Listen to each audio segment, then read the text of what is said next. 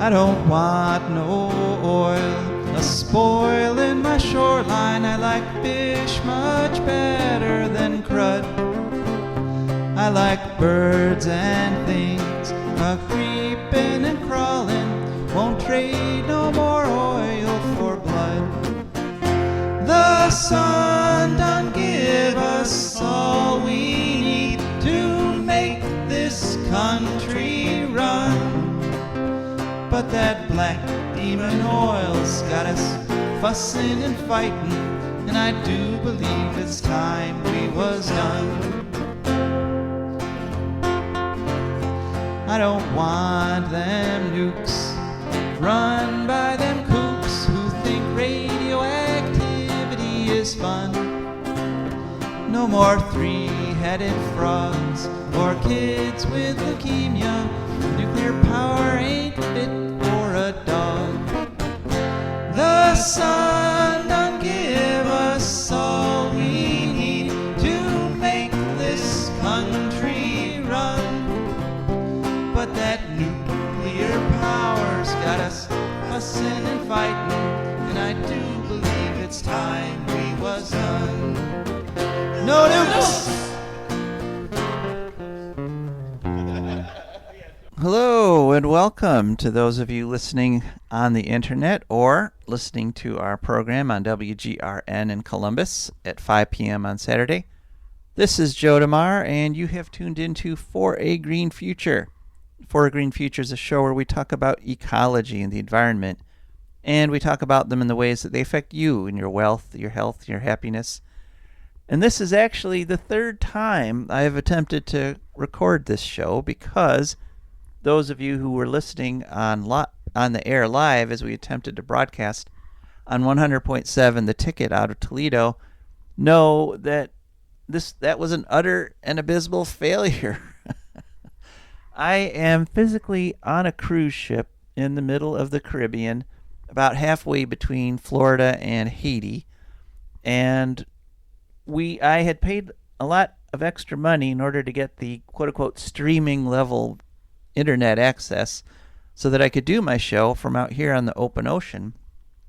Unfortunately, it just simply didn't work. It kept cutting out and fading back and forth, and I kept having to reload it, and so the live show, unfortunately, was a bit of a mess. What we ended up doing was I punted over to Josh in the studio, and he read our advertisement from our wonderful sponsors, and then Rebecca was on the line, and she did her little piece, and then we went over to a clip show. It was a nice clip show. It was the one we did back in January of 2021, but I didn't get to say all the things I had prepared to say, and so I'm not going to do that whole show right now, because in it, what I was planning to do was sort of detail the journey I had getting from Toledo down to Miami in order to catch the boat, and it was kind of epic, and I'm not going to go into all the details now because I'm going to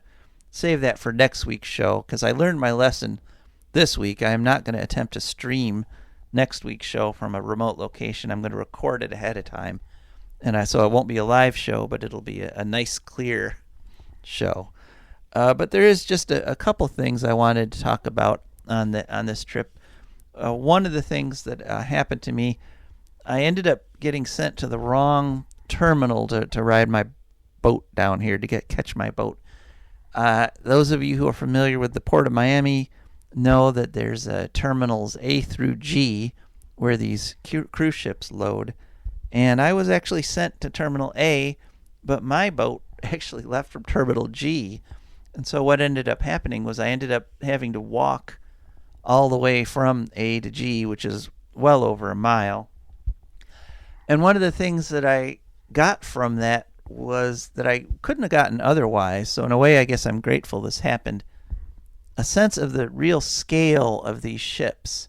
That they're enormous. It's hard to put into words just how tiny you feel when you're walking past one on the outside, which interestingly is an experience you don't actually get anymore, because now all these ships are loaded from these sort of interior gangplanks.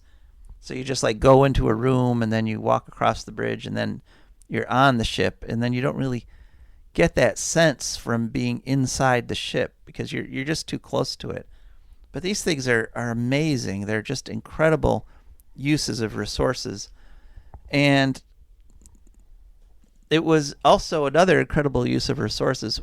While we were in the port, we spent some hours there before we pulled away from the dock. And I saw quite a few of these mega yachts, these mega yachts that they're talking about, that this is what people who are ultra wealthy get. This is how you know you've become someone who's ultra wealthy, when you can afford one of these 100-foot long yachts that have disco floors and bowling alleys, and there were dozens of them that I saw pulling in and out of the harbor. And so one of them actually even had the stereotypical party going with, dozens of girls in bikinis and guys sitting around on lounge chairs drinking with music that was so loud, you carried up onto our ship. And I couldn't help but thinking, this is what supposedly, this is kind of like the pinnacle of our economic system. I mean, this is kind of what it's all for, in that you can only afford a mega yacht if you've achieved the economic goals that we're all supposed to be striving for in this system, that we're all trying to make tons of money. And how do you know when you've made tons of money? How do you know when you've made enough money that you can say, I'm a winner? It's when you can afford one of these mega yachts. And I can't help but thinking, it's not really worth it, because a lot of these people make their money by degrading the environment, either by harvesting resources, raw materials like lumber, or digging up the ground for mines, or ruining areas in order to get fossil fuels out of them. That's how a lot of these people make enough money to make a mega yacht, to afford to buy a mega yacht. And it just struck home for me again that it's not really worth it. I mean, what we're doing when we do something like cut down a forest, and somebody does get enough money, they can buy the mega yacht with the forest. But getting that person wealthier impoverishes everybody, because that forest was providing benefit to all of us, no matter where it was. I mean, you can be a forest on another continent, and it's still benefiting everyone on the planet by cleaning the air, by taking CO2 out and putting oxygen in, and making sure the water that's flowing down into the oceans that we all share, that I'm out on, making sure that water is clean and not filled with silt and not eroding the land. But of course, I also realized that, I guess you might call it hypocrisy, of making that observation from the deck of a cruise ship, which, big as mega yachts are, they are toys compared to these cruise ships. I mean, you can say, that something is like 400 feet long, but you can't really appreciate how long they are until you walk the length of them, which, as I said, is something that no longer happens. You don't even get to see the ship anymore, because you get off at the road, and then they take you into the terminal building, and then you get through that narrow little gangplank.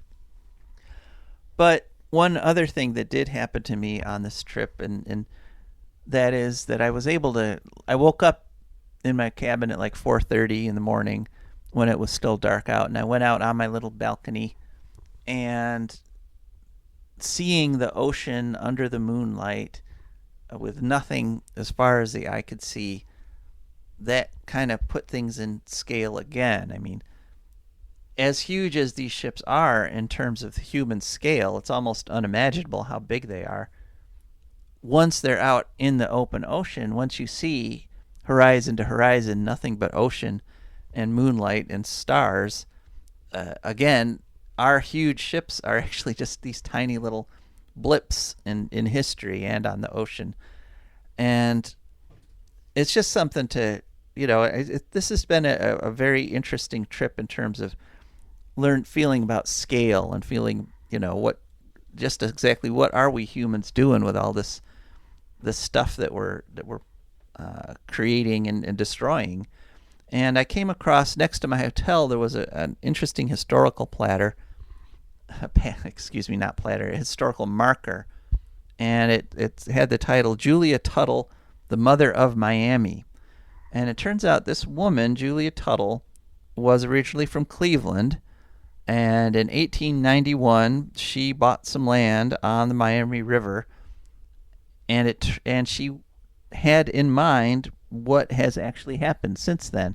In other words, she from the very beginning had the plan of sort of wiping out the natural flora and fauna and replacing it with city. And in fact, there's a quote here: "It is the dream of my life that this wilderness be turned into a prosperous country," which the scale again of Miami is just incredible. I mean, high rises as far as the eye could see.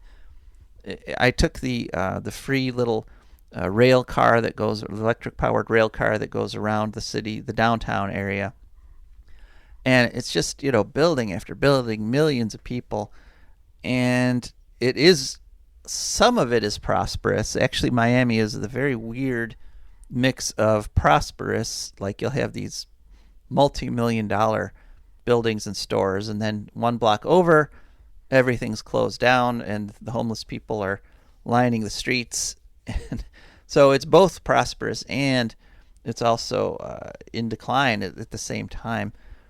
But what has happened is that the natural abundance of the ecosystems there, the swamp, the place where the fresh water comes and meets the salt water, which is literally the most productive kind of an ecosystem on the planet, because that's where fish spawn and that's where all kinds of different critters can live in the swamps and grow.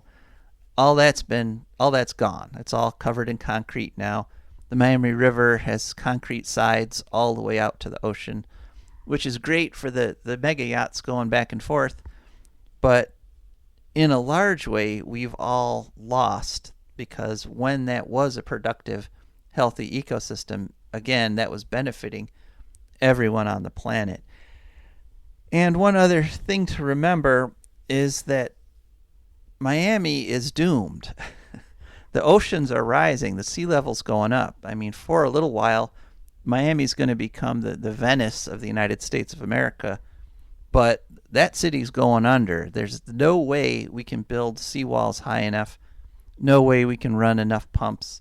Eventually, the rising sea level is going to overwhelm Miami, which just makes the whole incredible boom and real estate prices in this city that much harder to imagine or understand.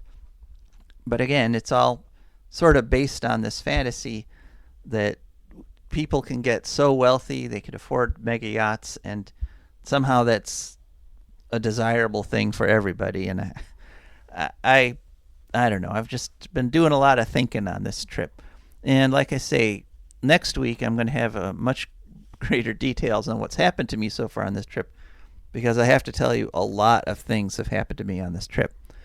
But back home there in Toledo, I know it's time to start thinking about gardening. And so I invited on the show this week Vicki Gallagher from the 577 Foundation, who is their expert organic gardener. And I wanted to talk with her a little bit about that because, again, for a lot of us, the garden is the intersection in our lives with the greater ecology of the planet. So without further ado, here is our interview with Vicki Gallagher. Okay. All right. There we go. Okay. Well, welcome to For Agreed Future. Could you please tell us your name and who you're with? My name is Vicki Gallagher, and I'm the horticulturist, the organic horticulturist at the 577 Foundation in Perrysburg. All right. Well, welcome to the show, Vicki. Well, thank you for having me. Yep. And the reason I'm asking you on is because the snow is finally melted, and it's time to start getting out there and start thinking about and getting your garden going. And so I guess you've been at this for a while. How you know a little bit about organic gardening? Oh, yeah, very long time. Yeah, I had grandparents on my mother's side that were farmers, and I enjoyed the farm life, and obviously they were very simple people, but they were very sustainable, and the fact that they raised most of the food, meat, eggs, all of that. So I got a taste of it, honestly. So it is, I'd like to consider what I do not so much a hobby as it is a lifestyle. So I think that distinguishes, I think, a lot of gardeners. There's people that do it because they want to have a few, vegetables or flowers or whatever. But it goes a little bit deeper for me. And I think for a lot of people that are truly into gardening. Uh-huh. Well, and you got a taste of it literally there too, I guess. Hmm. So about how many years has it been since that you've been working on the soil? Oh, geez. Oh, 40. 40. Yeah, that's a good Plus, number. really, I can go back to my childhood. But I mean, as far as really making a sorted effort at doing it, and having a garden and being on and around, everything gardening and things that have to do with being a kinder approach to the environment, that's been my whole life. All right, great. Well, and we talk a lot about gardening on For a Green Future because we kind of feel like it for a lot of people. This is sort of the intersection between ecology and their daily life. It's kind of the one place where you can really sort of see ecology at work there. Mm-hmm. Mm-hmm. Yeah. So, all right. So it's gardening season, and let's start with somebody who's just considering getting a garden going, who's got some land, some space in their yard, and they want to just sort of break ground this year and make this year the year they finally put some plants in. What should people start out looking at or thinking about? Well, if somebody's starting out, maybe for the first time or maybe trying it for the second time, I always tell everybody it's kind of important to kind of get a read on what your soil is doing. And so I always recommend a soil test. Only for the simple fact is that it kind of gives you kind of the ground zero, what you've got, actually to work with, because if you have healthy soil, you'll have healthier plants and all that goes, on and around that. And a lot of times too, if you have some sort of a scope of what your soil is or isn't doing, it can save you a lot of time and effort and money, for things that you possibly don't need. But if someone's starting a fresh garden, I highly recommend that because that will kind of help you gauge, what your needs are going to be. There's a difference between dirt and soil, and Well, if you how would you define those differences? well, I don't know that in scientific terms there's lots of definitions and how it's broken down, but when I think of dirt, I think of that bald spot or that compacted soil where in your yard or garden where grass won't even grow, or areas where they're frequented by open paths and things like that, where nothing gets a chance to settle in or get incorporated into the soil. But soil it's living, it's an ecosystem in its own. Okay. So, all right, someone decides they're going to do it, and they get out their sample kit, and where would they send soil to be analyzed? They can contact, if anybody out there has a friend that's a master gardener, they can steer them in the direction. You can contact your local extension offices in any county, and they can direct you to the labs that they most frequently use. Okay. And it's very inexpensive for the time that it takes to get the results back. You get a really good comprehensive view of your situation, and for a very nominal charge, because for the cost of what it takes to do the soil sample could actually be the cost of a bag of fertilizer or some sort of amendment, and if you don't need it, that soil test is going to save you that, and basically it's paid for itself. Okay. So now people do have a little bit of time to get this done, right? I mean, it's Yes. March. It's March, and some plants are ready to go in already, and some aren't. If you were to, let's say, start this weekend, what kind of things could we plant already, and what things should we hold off on? Well, obviously, winter always kind of puts a different spin on how we actually migrate into spring. But, a benchmark for, say, peas, for example, has always been St. Patrick's Day. And realistically, most March 17th are usually very cold, very wet, and that's not conducive for them to grow and germinate because the ground is too wet. And for the most part, the seeds would probably they would probably rot in the ground. So, but you're still looking at a window from there to the very beginning of April to get stuff like that in. You could direct sow outdoors things like poppies and larkspur and some of the, if somebody's interested in having, flowers, it's a good time for you to start prepping. If, again, working with the weather and having the soil dry out, a lot of people start putting in potatoes very early. If you get, a certain variety, that's something you could definitely put in. If you're out, doing, because the days are longer and the nights are shorter, things even inside, like your house plants, that stimulates new growth. You should be like refreshing potting soil and giving your house plants a good feed. But it's a good time also to prune your fruit trees and berry bushes and any of your other woody ornamentals and stuff.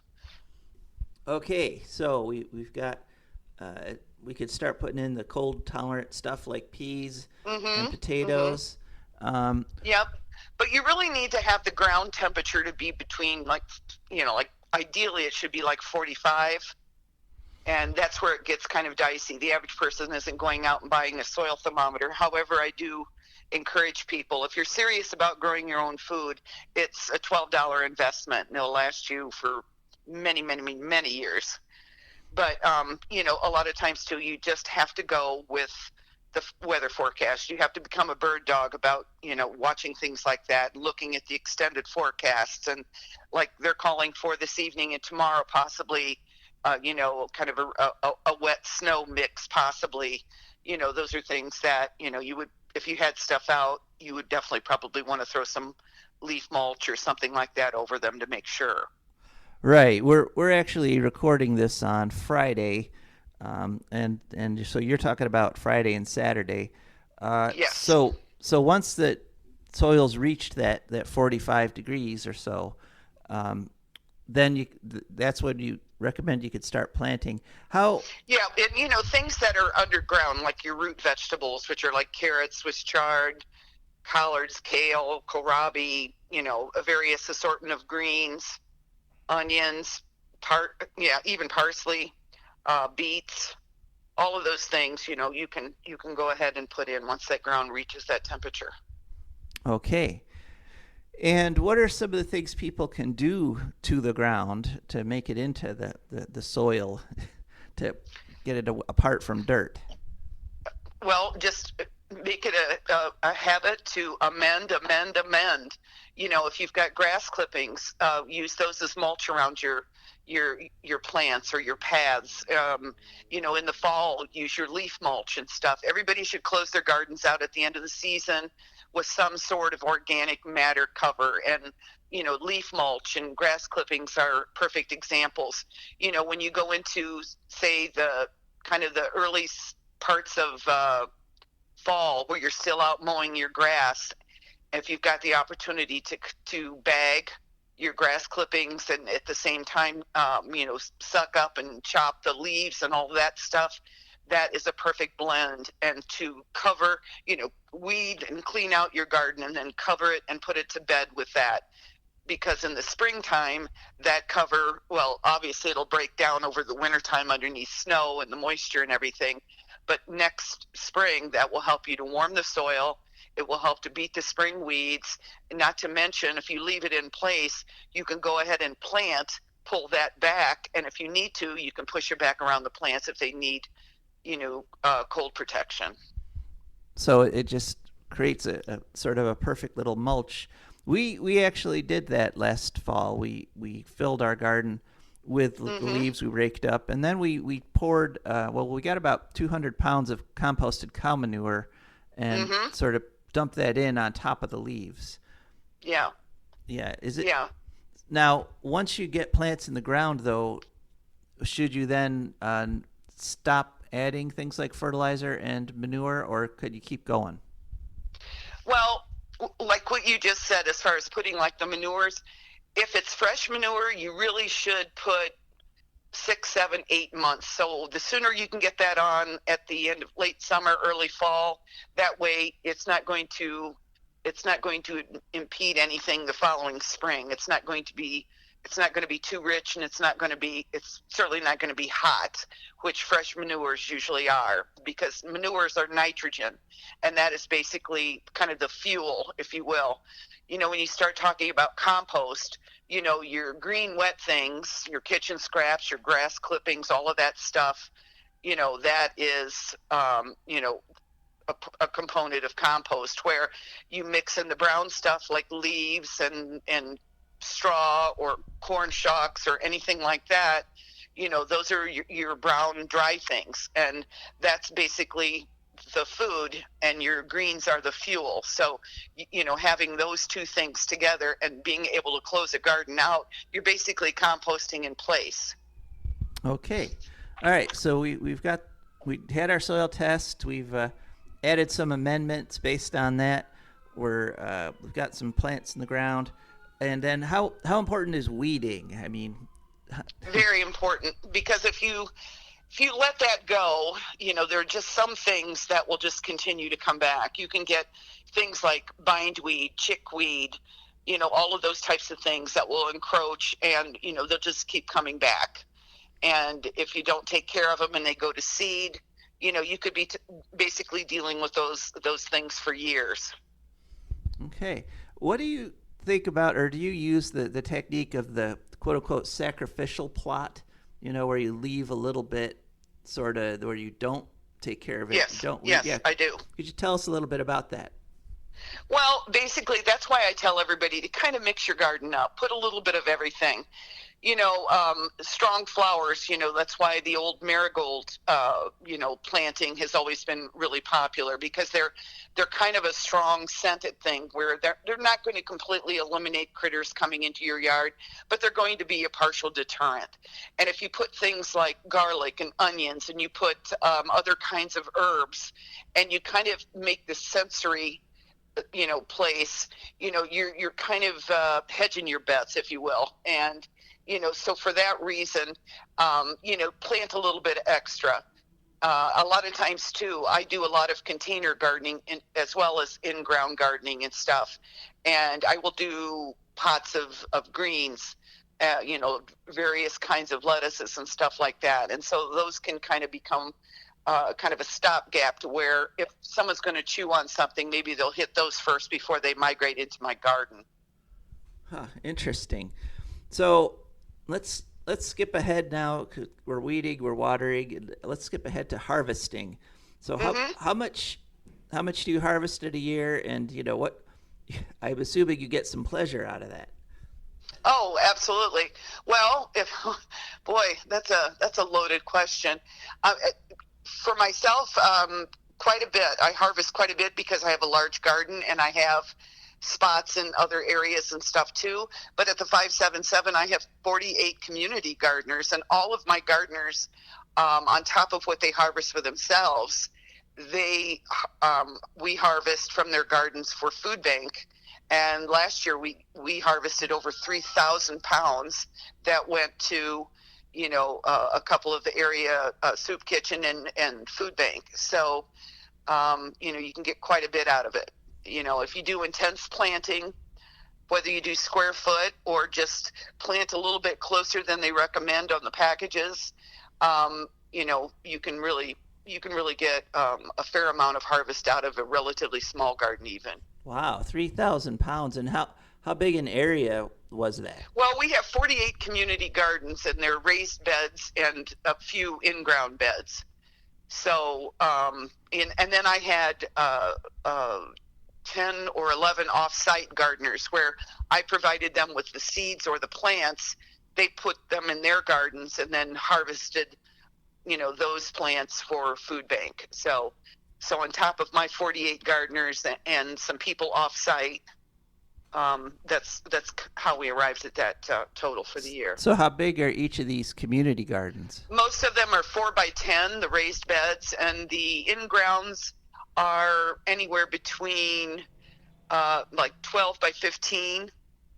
Okay. We have a couple that are a little bit larger than that. So, but you're not talking huge farm-sized areas to get your more No, than a ton no. of food out of it. Nope. Yeah. Oh, well, that's great. So we're already running out of time here. This is going by really quick. Um, what do you Well, do? You, it's oh, do you feel that this is something that brings you closer to nature while you're doing it? absolutely, absolutely. I think it makes you, oh gosh, it makes you so aware of anything that, I think is important in your life. You have the ability to be sustainable. You have the ability to be selective. You certainly have to, mesh in with that, the safety factor. You don't have to ask questions or wonder about where your food is coming from and how it's picked and packed and all of that stuff. And there's a real connection. Gardening is one of those things, whether it's in your yard or a community garden. You basically, there's a social element to it. I think that a lot of like-minded people get the same thing out of it, and it's one of those things that you either get into gardening for the love and enjoyment of it, but certainly in not for it just to be a hobby, I guess. I think it makes all the difference in how you approach it.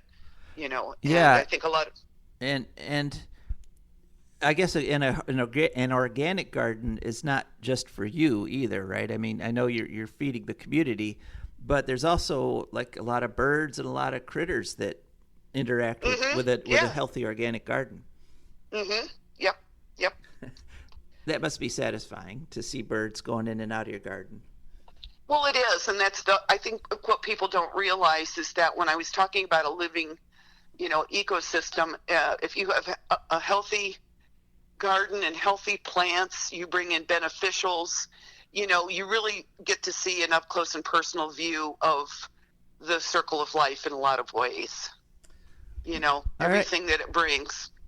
All right. Well, thank you, Vicki. This has been a nice interview, and unfortunately, we're already running out of time. It did go fast, but Yeah, I so appreciate the opportunity and sharing this time with you. and if people want more information about the 517 or 577 Foundation, how would they go about getting that? They can get the 577 has a website, 577foundation.org. We also have a Facebook page, Instagram, and if anybody has any questions or needs me to elaborate on anything that I've mentioned today, they can just hit the staff link. And I just ask people that I meet at meetings and groups and things like this just to put in the subject radio program, and that way it won't get buried. And I get hundreds of emails every week, so that way I can get back to somebody right away. All right. Now, okay. So, Vicki, and thanks so much for listening to that interview. I hope you enjoyed listening to Vicki Gallagher. And so now it's time for our wonderful sponsors and patrons. For a Green Future is brought to you by the Wood County Park District.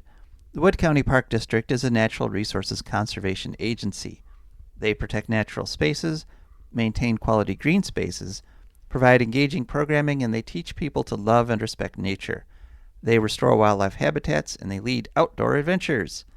Wood County Parks protects natural spaces in Wood County for all to enjoy, from 8 a.m. to 30 minutes past sunset every day of the year. And there's several ways you can get a hold of them. One is to call them at 419-353-1897. That's 419-353-1897. Another way is to go to their website, which is wcparks.org. And they have a wonderful app, a nifty little app that you can go to any app store and search for WC Parks. Put that on your phone or your other device, and you can see what things are going on. You can see some nice pictures, and you can keep up with the Wood County Park District. So we're very grateful to have them as a sponsor. We are also grateful to our patrons, and the patrons are people who are and let me say wonderful people, who are taking a little bit out of their checking account every month and sending it over to us. And the way they did that was they went to patreon.com and they saw our nifty page there with all the cool pictures. And they just chose a monthly rate that fits their budget, so they don't, have to be, it doesn't have to be painful, folks. Just take a little bit out every month and it comes over to us. And that's how we can afford to keep this show on the air. So once again, thank you so much to our patrons. And won't you become one of them? Think about joining the growing number of patrons who are supporting For a Green Future. Come to the part of the show where normally we hear from Rebecca. And she did actually give a report during the live broadcast. Unfortunately, that report was pretty much unintelligible. The audio was terrible, at least as far as I could tell, listening on my headphones here in the middle of the Caribbean Ocean. So what I'm going to do now is just go straight over to our Ecological News segment. Yay! So, Ecological News. First story. Turns out 2021 was a record year, another record year for wind in the world. On a February 23rd story, Bloomberg NEF, it turns out that just shy of 100 gigawatts of wind was put up. And that's sort of been a target of the industry for a long time now, is breaking that 100 gigawatt level. And in fact, in 2021, there were 99.2 gigawatts of electricity capacity, of wind electricity capacity installed. And that beat out 2020, which was also a record year, so 2 record years in a row. In 2020, it was 98.5 gigawatts installed. And offshore wind is still the minority. It only makes up about 17% of the new wind that went up. But that is an increase of 161%. So offshore wind is growing faster than the onshore wind is.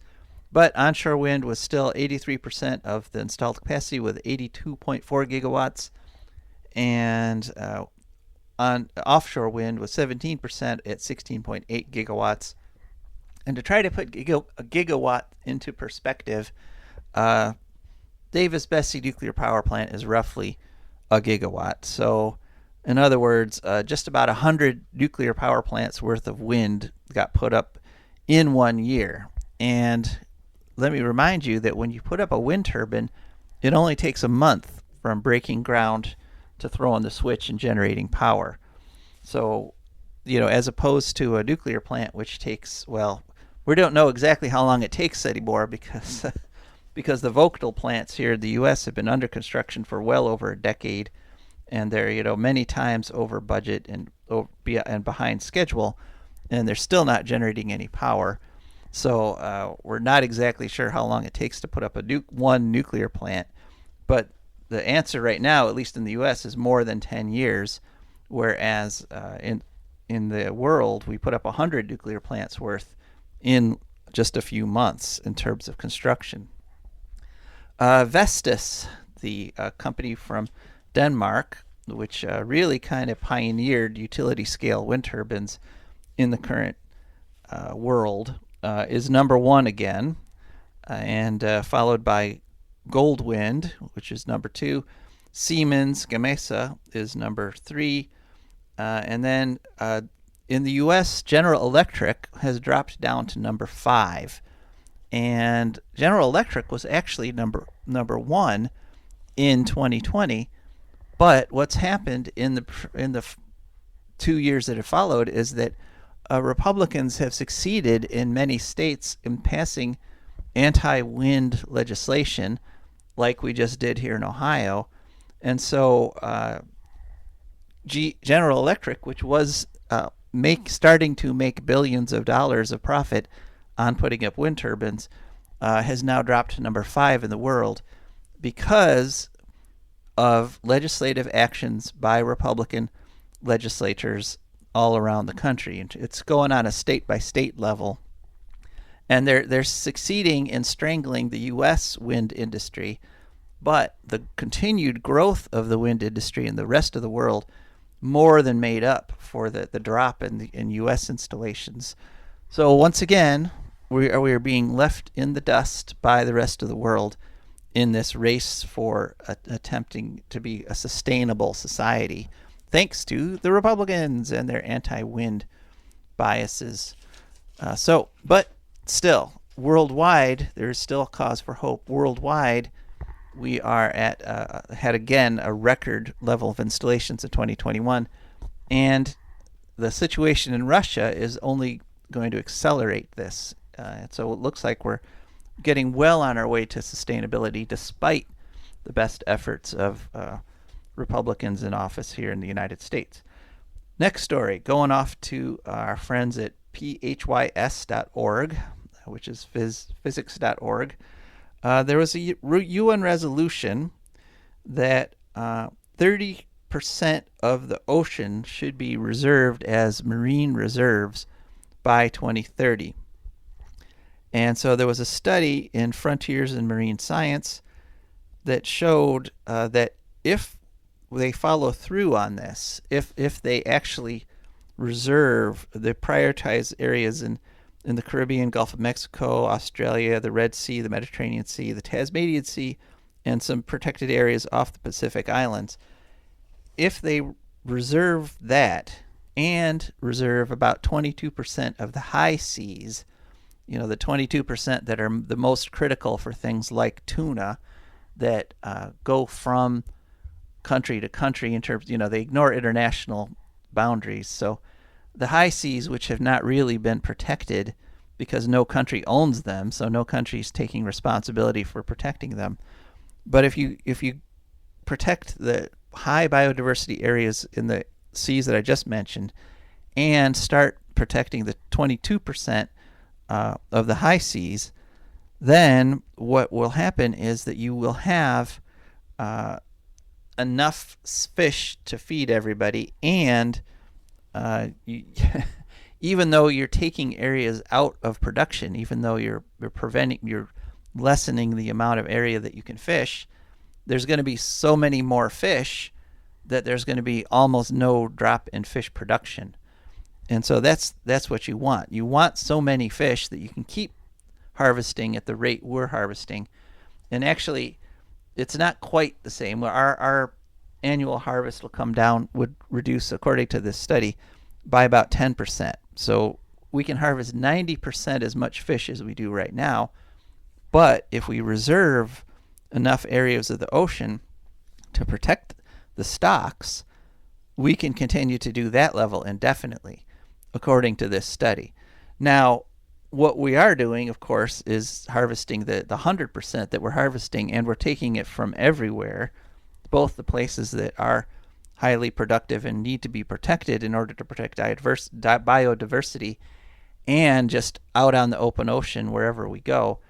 But one reason that protecting 22% of the high seas is both practical and won't hurt the fishing industry much is because fishing out on the high seas is very expensive and not very productive. It's kind of an act of desperation to even put nets in the ground and in the ocean out in the high seas, because the high seas are often called a desert, an ocean desert, because there's not much nutrients out there. There's not the areas of upwelling that, like when the deep currents hit an island and bring nutrients up to the surface, that's where you get a lot of fish. So it might sound radical to reserve a quarter of the high seas and ban fishing in them, but it's actually economically practical as well as biologically practical. So that's a nice study in phys.org. It was published on March 25th, and so it's just, again, the green future, the sustainable future, is not a future of loss. It's not a future where you have to give up seafood in order to survive. No, we can eat almost as much seafood as we're eating now as a planet. It's just that now if we have to make enough space and allow enough of the ocean to remain free that fish can survive. And so once again, green future is a prosperous future. Now, on to the next story. This one was in Frontiers in Ecology and the Environment. It was by Robert Timmers and Meryl Soong. And they basically discovered something on land ecosystems. They did a big study showing that bigger is better. And that is that if you have big biodiverse areas, big areas that you've protected, and you protect them strictly, that is, you don't allow some hunting or whatever, then the larger the area, the more biodiversity you end up with. And there seems to be a critical number. It seems to be about 100 hectares. If you have a little island preserves that are below 100 hectares, they're not as productive. They don't provide as much biodiversity protection. Now, you can, if you strictly protect them, you can increase the amount of biodiversity.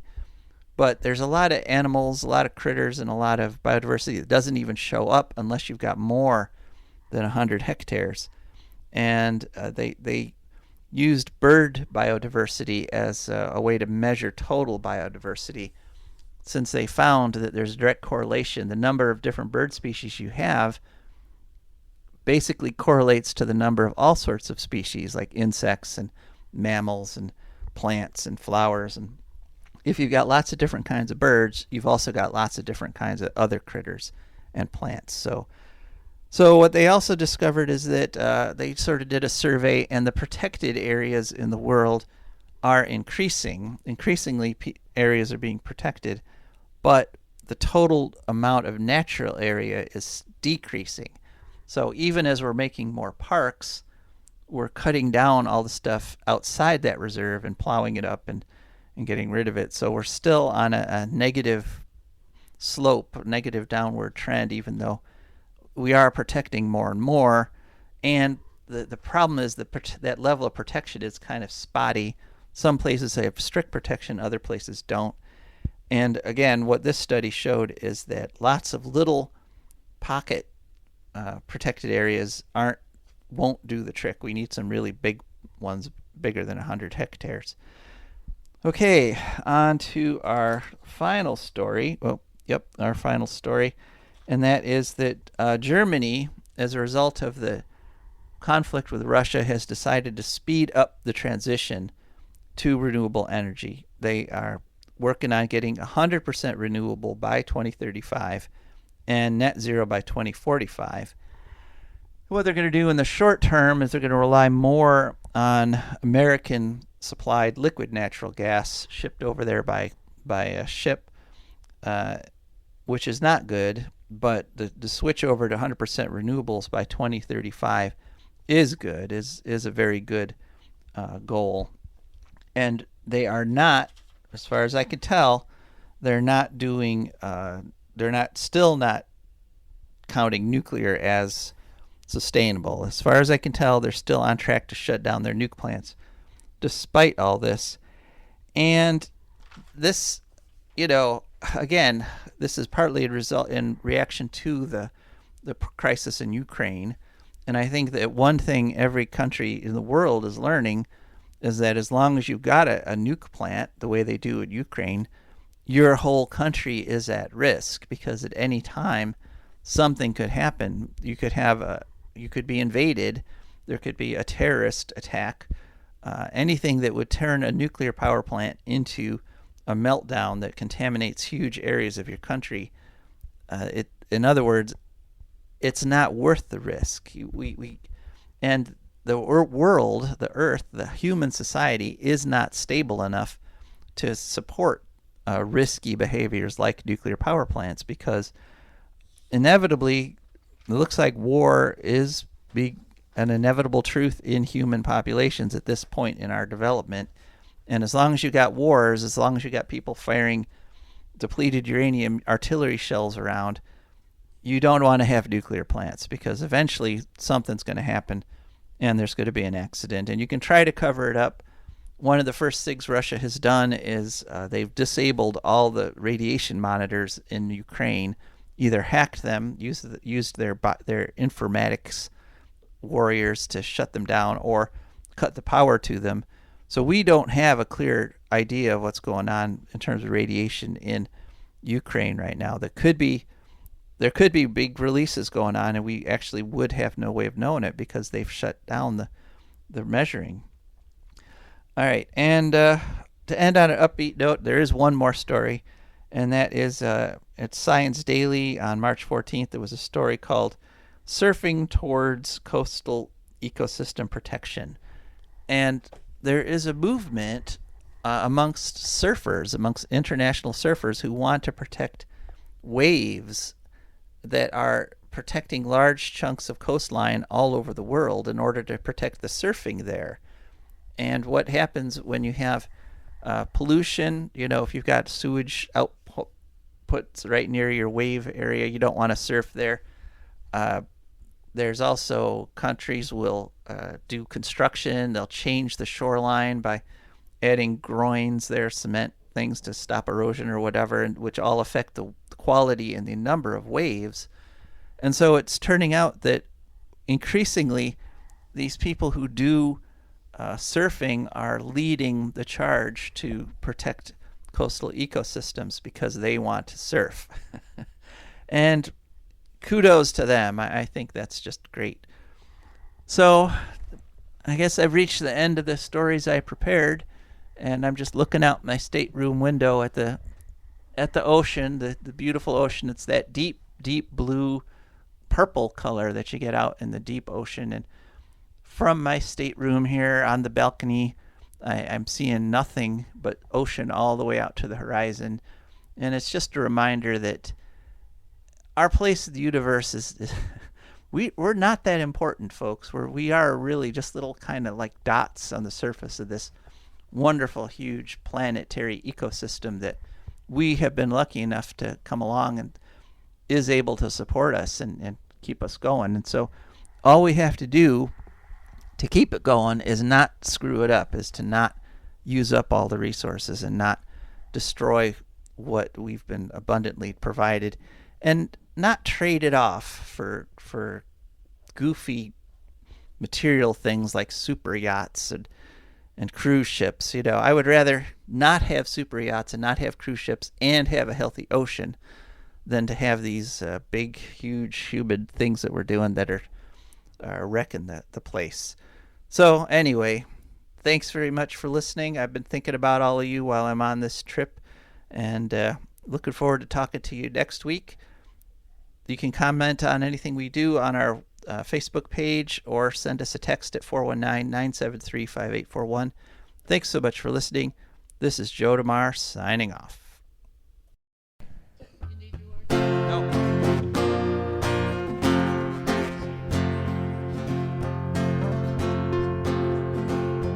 I don't want no oil, a spoil in my shoreline. I like fish much better than crud.